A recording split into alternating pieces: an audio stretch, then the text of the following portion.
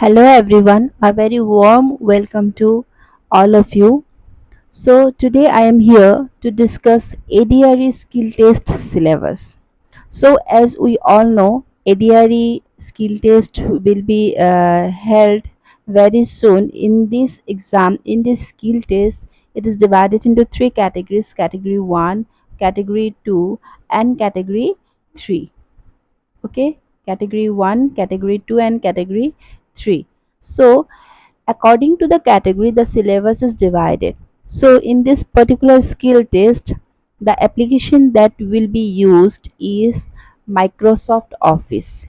In Microsoft Office, they will ask question from MS Word, then MS Excel and PowerPoint. Okay, clear? So in MS Word, in category 1, that is for HSSLC.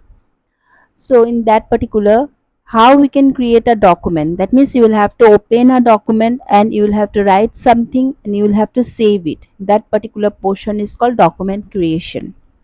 ঠিক আছে, চ' আমি document ক্ৰিয়েশ্যনত কি শিকিম যে আমি কেনেদৰে M S word open কৰিব লাগে, তাৰপিছত আমি কেনেকৈ লিখিব লাগে, typing M S word particular কিয় ইউজ কৰা হয়, টাইপিং পাৰ্পাছৰ কাৰণে, হয় নে নহয়?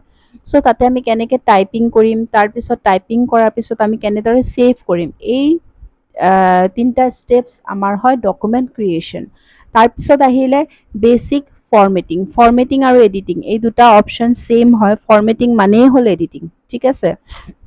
যেনেকৈ ধৰক আমি কেনেকৈ বোল্ড ইটালিক কৰিব পাৰোঁ, আমি ধৰক ফণ্ট ফেচ মানে হেণ্ডৰাইটিংবিলাক চেঞ্জ কৰিব পাৰোঁ। আমাক ধৰক কিবা এটা হেণ্ডৰাইটিং দি দিয়া আছে কুৱেশ্যন পেপাৰখনত, আমি সেই ছেইম পাৰ্টিকুলাৰ হেণ্ডৰাইটিঙত আমি কনভাৰ্ট কৰিব লাগিব। তাৰপিছত আমাৰ চাইজ দিয়া হৈ আছে, হয় নহয়? তাৰপিছত আমাৰ ধৰক কালাৰ এটা দিয়া হৈ থাকিব, মানে হেণ্ডৰাইটিংবিলাক মানে এলফাবেটছ বা নাম্বাৰ্ছবিলাকৰ কাৰণে, বুজি পাই আছে? চ' সেইবিলাক হ'ল আমাৰ এডিটিং। তাৰপিছত চাইজ চেঞ্জ কৰিব লাগিব। তাৰপিছত আমাৰ ধৰক আপোনাৰ কেছবিলাক চেঞ্জ কৰিব লাগিব, হয়তো টগেল কেছ, আপাৰ কেছ, লোৱাৰ কেছ, সেইবিলাক আমাৰ চেঞ্জ কৰিব দিব পাৰে। কুৱেশ্যনত যেনেদৰে দিয়া থাকিব যে কি ফৰ্মেটিং কৰিব লাগে, কি এডিটিং কৰিব লাগে, সেইখিনি পৰ্শ্যন ইয়াতে আছে।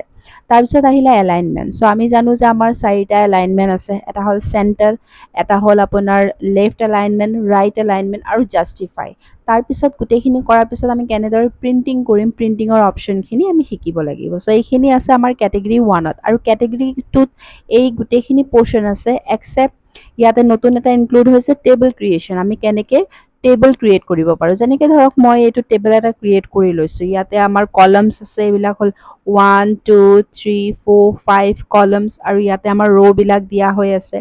চ' এইটো হ'ল টেবল ক্ৰিয়েশ্যন, আৰু বাকী পৰ্শ্যনখিনি ছেইম হয় কেটেগৰী 1ৰ নিচিনা। আৰু কেটেগৰী 3ত কি দিয়া আছে, ডকুমেণ্ট ক্ৰিয়েশ্যনটো আছে, basic formatting, table creation, editing.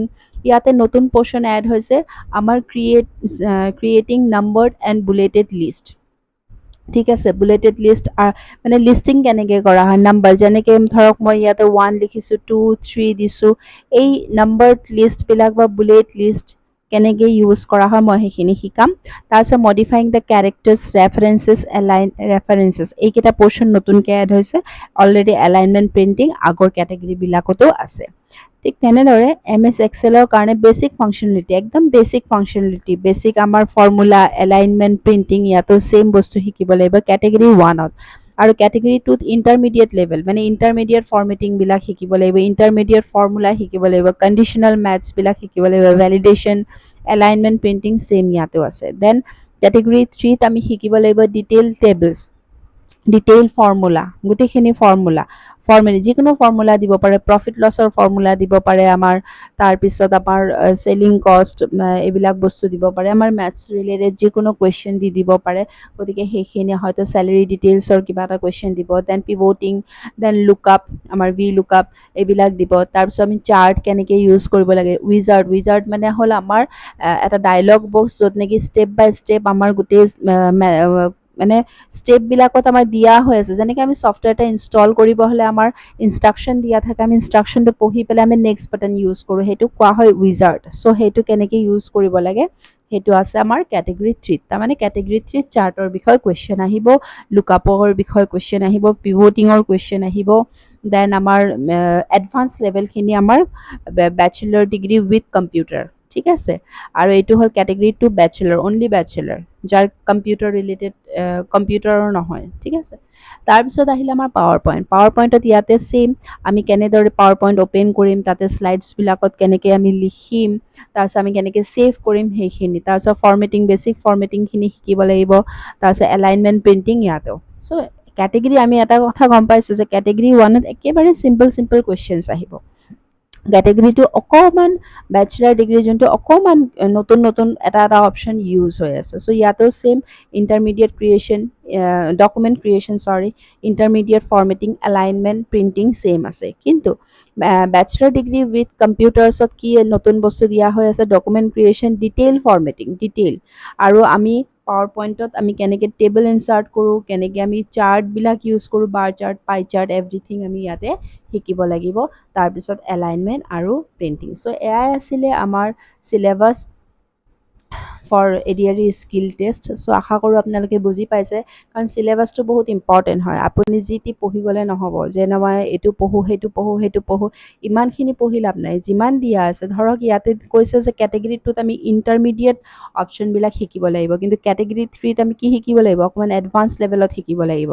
আৰু কেটেগৰী 1 একেবাৰে বেছিক বুজি পাইছে চ' আমি তেনেকেই লেভেল ৱাইজ আমি পঢ়িব লাগিব আদাৰৱাইজ কি হ'ব বেছি ইফাল সিফালকৈ বেছি বস্তু যদি আমি চাই যাওঁ এটাও নোৱাৰিম এইটোও চাওঁ সিটোও চাওঁ নাই ইমান ধুনীয়াকৈ দিছে যে ইয়াতে পিভটিং চাব লাগিব লুকআপ মেথড চাব লাগিব চাৰ্ট চাব লাগিব চ' মই নেক্সট ক্লাছত previous year question paper analysis কৰিম তাতে কেনেকৈ কি ধৰণৰ কুৱেশ্যন আহিছিলে সেই হিচাপত আমি পঢ়ি গৈ থাকিম thank you everyone bye have a nice day আৰু যদি আপোনালোকে কিবা টপিকৰ ওপৰত মই ভিডিঅ' বনাব মানে ভিডিঅ' লাগে আপোনালোকক প্ৰয়োজন হৈ আছে তেতিয়াহ'লে আপোনালোকে কমেণ্ট ছেকশ্যনত জনাব সেই ভিডিঅ'টি মই অতি সোনকালে লৈ আহিম আৰু নেক্সট ভিডিঅ'ত আমি প্ৰিভিয়াছ ইয়াৰ কুৱেশ্যন পেপাৰখন এনালাইচিছ কৰিম ঠিক আছে আৰু যদি ভাল লাগিছে তেতিয়াহ'লে ছাবস্ক্ৰাইব কৰিবলৈ নাপাহৰিব আৰু লাইক বাটন এটা দিয়া হৈ আছে আৰু শ্বেয়াৰ কৰিব যদি এনেকুৱা আপোনালোকৰ নিচিনা কোনোবা যদি এছপাইৰেণ্ট আছে যোনে ৰিটেন ক্লিয়াৰ কৰিছে স্কিল টেষ্টৰ বাবে প্ৰিপেয়াৰ কৰি আছে তেনেহ'লে সিহঁতকো শ্বেয়াৰ কৰিব সিহঁতেও পঢ়ক অলপ হয় নহয়